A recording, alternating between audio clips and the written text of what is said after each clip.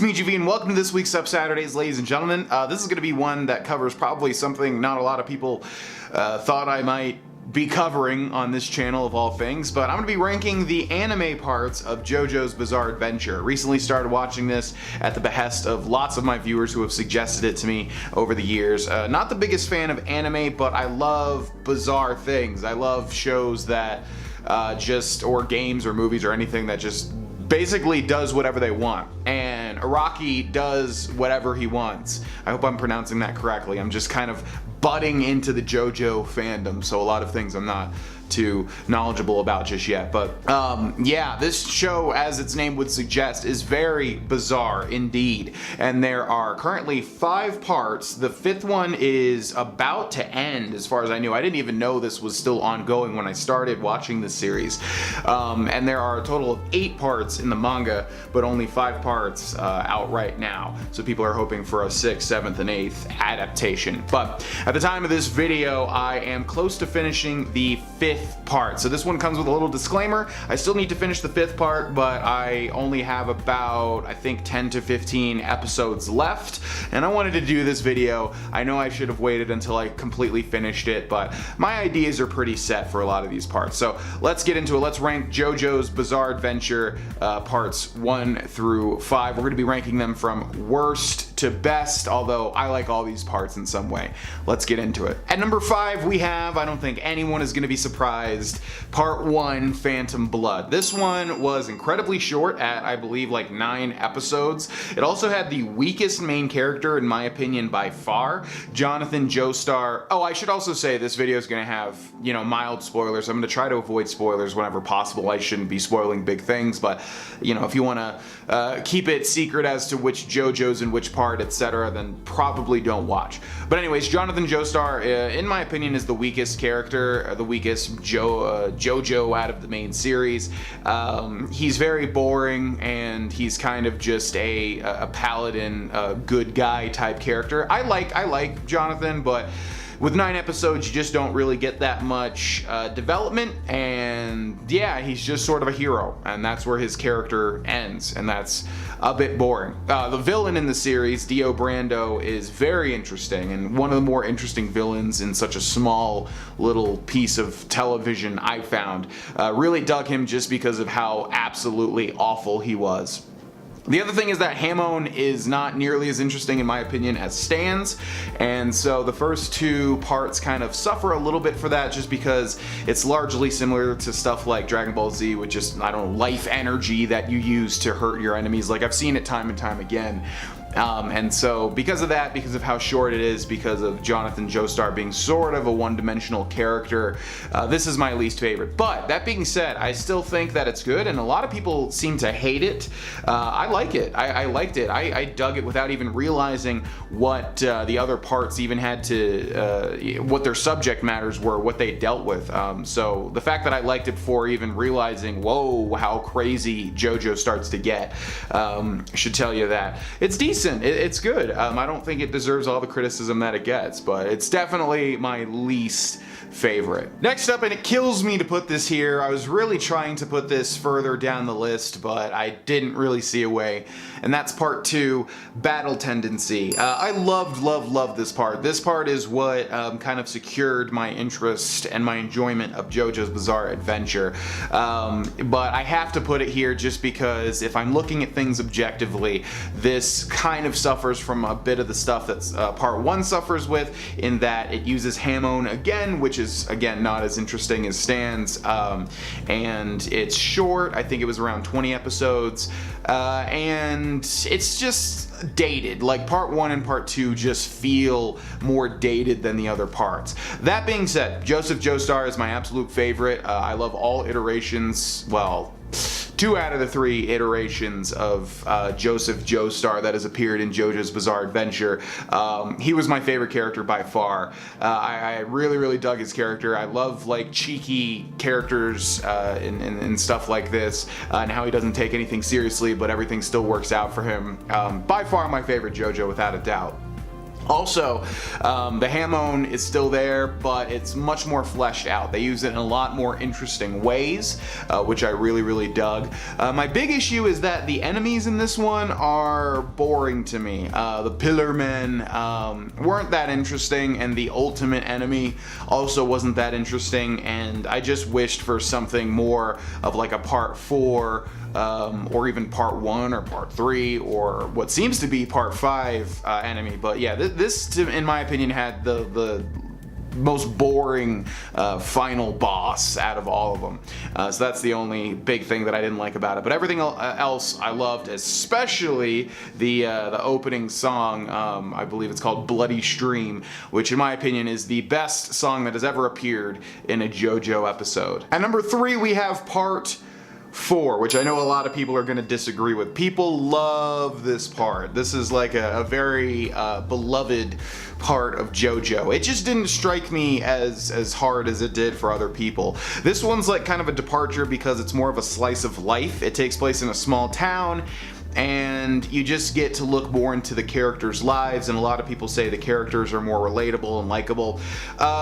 It just didn't have that much of an effect on me. I did like the change of pace from the adventure parts. I liked them switching it up, but I actually like the adventure seasons more than this like slower slice of life type part. And also the big issue that I had is like a lot of characters are very sort of evil or sociopaths, and then they get instantly redeemed and are supposed to be good characters. And this happens a lot in this part. And I kind of couldn't suspend my disbelief. I'm supposed to just say, oh, these characters are good now. What? Like, I'm not spoiling anything, but based on what they've done, they're really, really bad. Like, they do really, really awful things. And so that didn't make much sense to me. A lot of people love the villain in this one. I thought he was interesting. I liked it. I liked his Stan's power, but I didn't find him as compelling as a lot of people seem to. In fact, I think there are better villains in the JoJo series than this villain, but people seem to like him the best. There's a ton of stands, and I haven't really talked about stands yet, but that's sort of the upgrade to Hamon. Everybody's got like a stand that appears close to them that has some power, and the power can basically be anything. One power, not in this part, but one power is like somebody can place an electrical outlet, and if you touch it, your body starts to get more and more magnetized, which attracts everything and starts making your life really miserable. So stands are extremely interesting, and in this part they really fleshed them out over part 4. Part 3 where they were introduced. So I found the stands interesting, and I like the variety of them. I like the art style change too. There's a huge art style change in 4 as opposed to the previous parts.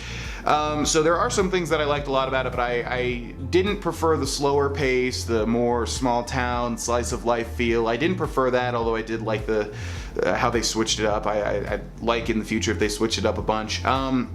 And the main character, Josuke, is one of my favorites, but not my favorite. I dug his character, but not as much as Joseph, and probably not as much as Jotaro either. So it's very, very good, but not my favorite like it seems to be for a lot of other people. At number 2, we have Part 5. Now, there's no way I could put Part 5 at number 1 because I haven't finished it yet. I still have, like I said, 10 to 15 episodes left, but I will be binging through those very quickly, rest assured, and then finishing it once it's finished, because I believe there's only 2 more episodes that need to be released for this thing to be finished. But my opinions on it are pretty solid. This has got the most beautiful art in the entire series, in my opinion. I love looking at it. Everything is so colorful, vibrant, and they return to sort of the art style of like Part 3 and before, as opposed to Part 4's art style, which I dig. I just think it's such a pretty show to watch. I just really like its visuals. The main character, Giovanna, is not in the show enough, and this seems to be a common theme throughout a lot of parts of JoJo. Josuke wasn't enough in Part 4, and Jotaro didn't get enough like development in Part 3. Joseph was huge in Part 2, and Jonathan was huge in Part 1, but those were both shorter. Giorno just isn't in it enough as I want him to be it for a main character, for a JoJo or a JoJo. But that being said, the villain's very mysterious and it's really got me on edge. I don't know everything about him yet, and I'm really curious to see how that pans out. I love how it's a mystery as to who the main villain is. I love that the whole thing is sort of like this gangster story, and you've got the ragtag group of individuals like you did in part 3, and I wonder what's number 1 on my list, so you can probably guess why I like the big group of individuals as opposed to part 4, the giant ensemble cast, and part 2 mainly being about Joseph, etc. Yeah, I really dig it. I was worried because I've heard people talk about how much they love the previous parts. I was worried I wouldn't really dig this one as much, but I happen to really like it. The stands are just as interesting and varied. You know, you got all these hitmen coming after this group of people, and each one's got some crazy power. Really dig it, and excited to finish it, and it'll probably remain, I think, number 2 on my list, unless it somehow beats number 1, which is, well, of course, part 3. And as far as I know, this was the biggest part in Japan. I've researched some of this, and it seems like, I don't know, part 3 and part 4 were gigantic in Japan, and I'm not sure which one's supposed to be more popular. This one has, it's just got, like, I mean, in the future, I know this is gonna have the most nostalgia for me. Stands were introduced, and I was completely sort of, I had an idea of them. I've heard about them through the grapevine before watching part 3, but it was so cool seeing what they actually were. Jotaro's character is one of the weaker points of the series, but he definitely does get cooler and more interesting as the show goes on, and even in the future parts. And I ended up really liking Jotaro. And I just love I saw online somebody put it as like, it's just a JRPG adventure with like a party of different people that all have different abilities and different personalities, and that's really what it is. Some characters get way too much screen time. But overall, it was a really just very long, I mean, to this day, I'm pretty sure it's the longest, yeah, it's the longest part out of all of them, at like, I think 50 episodes. So you really get to, like, I don't know and love these characters, and the stands are not the most interesting, but they're still interesting, and there's still an absolute ton of them as they're making their way to Egypt, and that brings me to the villain, which I'm not going to spoil a gosh darn thing about, but was an awesome, very a villain with a lot of gravitas to them. And the final sort of culmination of all of this was really epic to watch, even though I was watching way later than when this came out. So I know that a lot of people don't like Stardust Crusaders. Oh, by the way, I didn't mention the part names. Part 4 was Diamond is Unbreakable. Part 5 was Golden Wind. And then part 3 is Stardust Crusaders. So I know a lot of people don't like this one the best. I liked it the best. I thought it was absolutely the best. And there's a lot of things that I want to talk about that would be spoilers, so I'm not going to talk about them. But just this big epic adventure, that's also the longest part, so you get to know these characters the most. And that's all the JoJo parts ranked, everybody. I know I probably rambled on far too long. I tend to do that. I try to make these videos short, but I end up just going on forever. So after this video is done, I'm going to be binging the rest of part 5. Like I said, I think about 11 or 12 episodes left to catch up, and then there's only 2 more to come out. That's going to be the end, I guess, of Golden Wind. And then, yeah, I'd really love it if they made part 6 into the anime. I don't know much about part 6, and then part 7 and 8 I know are in a completely different universe, which I would love, but that's obviously way into the future. Hell, I might even read the manga because I really have adhered to this show. Just love how bizarre it is, how off the walls, you know, the creator does pretty much whatever he wants to create these crazy scenarios, and I dig it.